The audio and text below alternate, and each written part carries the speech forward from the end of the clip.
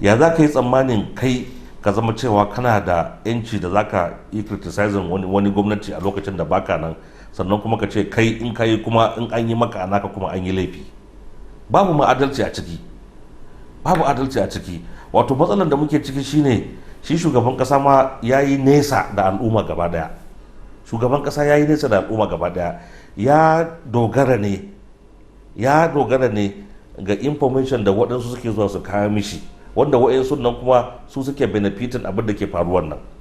So shi kuma shugaba ana buƙatar kunnuwanka ya zama yana ko'ina, kana jin komai, kana ganin komai, kuma ka roki Allah ya baka ikon zantar da hukuncin da ya dace.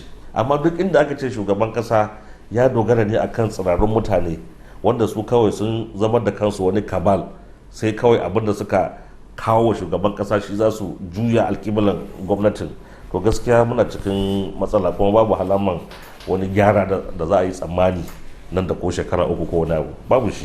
an cewa kan abin da ke faru a jihar shugaban kasa don gazawan shugaban kasa ne ko gazawan gwamnati. To kai tun da ma aka halicci Najeriya, tun da Allah ya halicci Najeriya, yaushe ne ka taba gani shugaban kasa ya hau kan mulki ya zama cewa babu inda suke samun kuntata da kashe-kashe da kuma rashin jin daɗi kamar inda shugaban kasa ya taso? Mun ga abin da Obasanjo ya kwatanta a lokacin mulkin shi a interest din mutanen shi. Mun ga abin da Jonathan ya kwatanta a lokacin mulkin shi a interest din mutanen shi. Na kusa-kusa kenan da nake gaya maka. Sannan in ka duba kuma na baya, mun ga kuma abin da su Sardauna suka yi da Allah ya ba su rangumar mulki a interest din mutanen su. Babu abin da ba su yi ba, jinin su ne kawai, kai jinin su din ma sun ɗauka sun bayar don saboda interest din mutanen su, don saboda ai akan adalci da suke wa mutanen nasu ne ake ganin sun zama threat har aka zo aka kashe su, shi su taba balewa. So wannan karon shine kaɗai muke samun irin wannan fitina, wanda yau a ce ba ma arewa ake magana ba fa, ana magana fa jihar da shugaban kasa ya fito, jihar fa da shugaban kasa ya fito, babu dama a yi kwana ɗaya baka ji an ce an kashe mutum 10 ba, akalla kenan mutum 10. Yau mun waye gari a Katsina, mutane ma maganan sana'a ma babu shi, an karya kowa a jihar Katsina. Har kaza din nan, kazan cikin gidanka in an zo sai an kwace an fita da shi, awaki sai an kwace an fita da shi, abinci in ka aje a cikin rumbu sai an bude abincin nan an fita da shi, mata manya da yara sai an wulakanta su, an musu fyaɗe, wayan su a tafi da su, mutane a kashe in ba a bada abin da ransom ba. So kuma duk wannan abubuwan fa a cikin fa jihan fa da shugaban kasa ya fito ne ba, wanda kusan babu irin adalci da ba a kwatantawa wannan bawan Allah ba.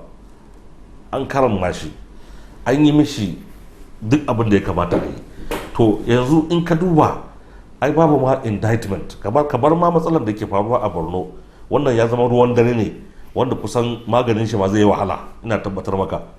Kawai a koma jihar shugaban kasan da kuma axis din su Zamfara, su Sokoton, kaga irin abubuwan da ke faruwa da kuma irin abin takaici da ke faruwa.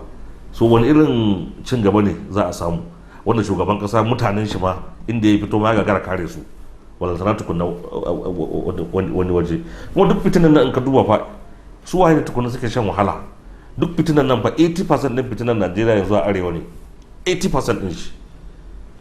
Kuma gwamnati tana ganin cewa wai za ta iya dakile wannan abun da karfin sojan da ba su da karfi, sojan da ba su da kayan aiki, sojan da an yi a cire hafsoshin sojojin, shugaban kasa ya rufe idon shi ya ma kip sauraron kowaye. To wani cin gaba za a samu akan yadda tsaron nan ya tabarbare? Babu wani cin gaba da za a samu, babu shi. Dole sai an kawo wannan gyaran da ake bukata, ko an kawo din ma yanzu lokaci ya kware wa shugaban kasa, sai dai mu ta roƙon Allah ya kama na saukin wannan abu. To ai wato in ka duba gazawan gwamnoni, feluwa din shugaban kasa shi ya kawo gazawan gwamnoni. An waye gari kowane gwamna tsoron Obasanjo yake yi, because ya san in bai yi daidai ba yanzu na Obasanjo zai saka mishi state of emergency a cikin jihar shi, a dauki mataki a cire shi a wannan, a kawo abin nan gwamnatin rikon kwarya. An yi haka a wajen state guda biyu, aka waye gari ya zama kusan kowane gwamna tsoro yake ji.